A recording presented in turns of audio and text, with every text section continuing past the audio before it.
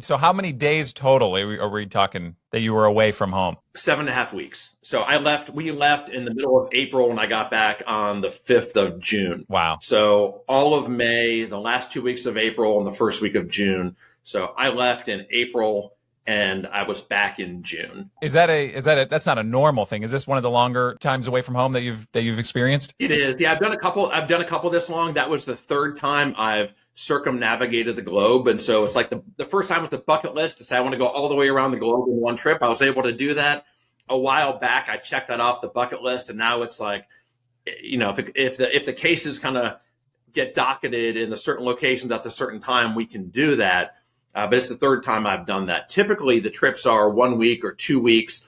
If I'm heading out to Asia or heading out to Europe, I'm usually gone for 2 weeks. If I'm going to Fort Bragg or Fort Hood, it's usually a week. And if I'm going to Hawaii, it's about a week and a half. Where the trips get long are when the cases get stacked. And what I mean by stacked is, let's say you have a case in Hawaii the first week of August, and then the third week of August, you have a case in Korea. And then after that, maybe the second week of September, you've got a case in the UK.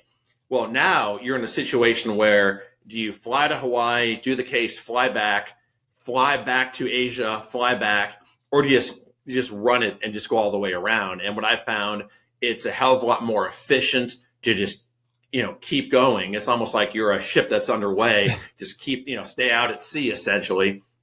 It's cheaper for the clients because what you can do is you can, if you're doing one trip all the way around, it almost always ends up being cheaper for the clients than having to go back and forth. So that's a benefit. And you're not dealing with the time zone difference, because the time zone difference, you don't understand it till you've done it, till you're switching literally 12-hour time zone difference and your day turns to night or your night turns to day. And then you've got to be on your game and perform. So anyone that's done that trip from the East Coast to Asia knows it's a disaster in terms of how it affects your brain. And so it's easier oftentimes just to keep going.